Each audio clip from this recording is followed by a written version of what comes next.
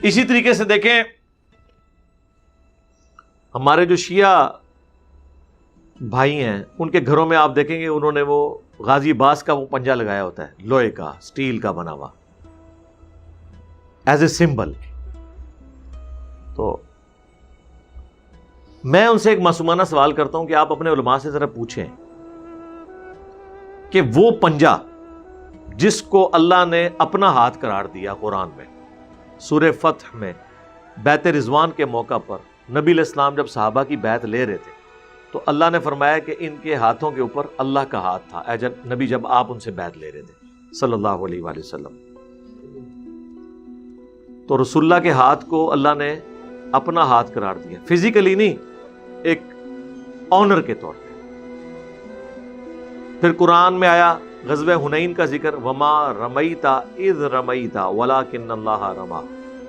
اے نبی جب آپ نے وہ کنکریاں پھینکی تھی نا کافروں کی طرف جس سے وہ اندھے ہو گئے تھے، جب حضور کے 12,000 کا لشکر آپ کو چھوڑ گیا، صرف 80 بندے ساتھ رہ گئے، جو بخاری مسلم میں آیا، قبیلہ حوازن کے تیروں کا سامنا نہیں کر سکے اس ایک متکبرانہ جملے کی وجہ سے کہ غزوہ بدر میں تو ہم تھوڑے تھے، غالب آئے تھے، آج تو ہم تعداد میں بھی زیادہ ہیں.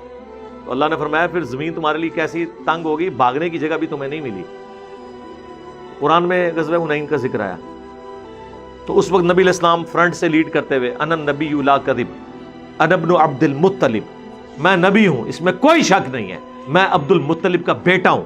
یہ کہتے ہوئے آپ رڈز پڑھتے ہوئے ایک کنکریوں کی مٹھی بھری اور کافروں کی طرف بھیجی، ایسے کر کے ہر کافر کی آنکھ میں وہ جا کے کنکر پڑا. اور روحانی طور پہ اللہ تعالیٰ نے حضور کے ہاتھوں کی برکت سے معجزہ ظاہر کیا، یہ فتح ہوئی. لیکن اللہ نے اسے اپنی طرف منسوب کیا کہ نبی جو آپ نے وہ کنکریاں پھینکی تھی نا، وہ آپ نے نہیں پھینکی تھی، وہ تو اللہ نے پھینکی تھی. جب کہ آپ نے پھینکی تھی تو حضور کے ہاتھ کو اللہ نے اپنا ہاتھ کرا. تو کیا مولا علی جب 5 سال تک، آلموسٹ 5.5 سال تک خلیفہ راشد رہے ہیں، تو رسول اللہ کے پنجے کی شبیہ بنا کے انہوں نے اپنے گھر کے اوپر یا مسجد نبوی میں یا کوفے کی جامع مسجد میں لگائی تھی؟ ٹائم قیامت تک جے جواب دینا جے اس گل دا. تو سرکار جے حضور دا پنجہ نہیں ہے نا تے اور تے کوئی پنجہ شاہی کوئی نہیں. یا مولا حسین علیہ السلام نے کبھی مولا علی کا پنجہ لگایا ہو کہ میرا باپ تو وہ تھا کہ جس کو غدیر خم پہ اللہ کے نبی نے ہاتھ میں ہاتھ ڈال کے صحابہ میں بلند کر کے کہا تھا، من کنت مولا فعلی مولا ہو، جس کا مولا میں اس کا مولا علی. تو میرے باپ کا ہاتھ رسول اللہ نے اپنے ہاتھوں میں لیا تھا، لہٰذا میں مولا علی کے پنجے کی شبیہ اپنے گھر میں لٹکا لوں یا اس کا جھنڈا بنا دوں. یہ سب کی سب بدعات اور رسومات ہیں. ویسے تو اب کافی حق گو علماء بھی آ گئے ہیں، وہ حق گوئی تو بیچارے اپنے چکر میں کر رہے ہیں، لیکن وہ ہمارے حق میں فائدہ مند ہے. وہ ایک شیعہ عالم کہنے لگے کہ اب انجینئر صاحب جو ہے نا ان کا مسئلہ ہے کہ وہ کہتے ہیں ہر چیز قرآن و سنت سے دکھاؤ. تو قرآن و سنت سے تو ہم اپنی یہ چیزیں نہیں دکھا سکتے نا.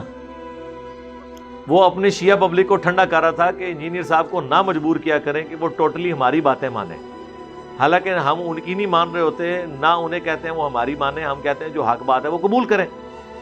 تو وہ کہہ رہے تھے کہ وہ جن باتوں پہ ماتم کے اوپر، چھریوں کے اوپر، پنجوں کے اوپر، جھولوں کے اوپر جو انجینئر صاحب بولتے ہیں تو اس میں ان کو معذور تصور کریں، اس لیے کہ وہ کہتے ہیں کہ جو چیز بھی دکھانی ہے اللہ کے نبی علیہ السلام سے دکھائی جائے.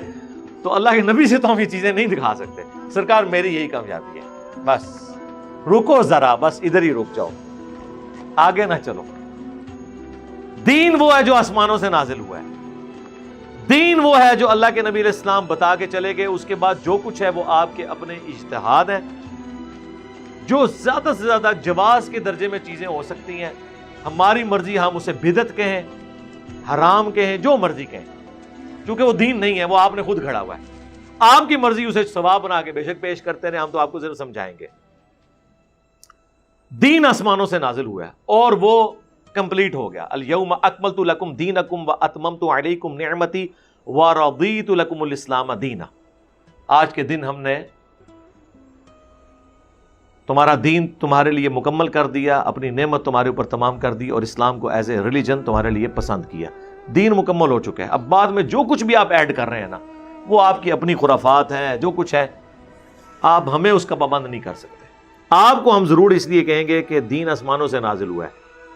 نہج البلاغہ میں مولا علی علیہ السلام کا خطبہ ہے، شیعہ کی معتبر ترین کتاب میں، نبی علیہ السلام کی میت کے اوپر جو مولا علی کا خطبہ ہے کہ یا رسول اللہ صلی اللہ علیہ وآلہ وسلم، آپ کی موت اگلے انبیاء کی موت کی طرح نہیں ہے۔ آپ کی موت کی وجہ سے آسمان کا رشتہ اب زمین سے منقطع ہو گیا، اب کوئی وحی نازل نہیں ہوگی۔ یعنی اللہ اب اپنے بندوں کو ڈائریکٹلی گائیڈ نہیں کرے گا۔ اور دوسرا انہوں نے کہا کہ اگر آپ نے ہمیں منع نہ کیا ہوتا تو یہاں پہ ہم آہو بکا کر کے اپنی جان دے دیتے، اگر آپ نے ہمیں منع نہ کیا ہوتا۔ ماتم بھی فارغ اور عقیدہ امامت کی ایسی شکل بھی فارغ جس میں کوئی یہ عقیدہ رکھے کہ آسمان سے کوئی خبریں کسی امام یا کسی بابے کے اوپر نازل ہوتی ہیں، چاہے وہ شیعوں کا امام ہو یا حنفیوں کا، شافیوں کا، مالکیوں کا یا حنبلیوں کا امام ہو۔ یہ عقیدہ رکھنا ہی باطل ہے، بالکل یہ منقطع ہو چکا ہے وہ۔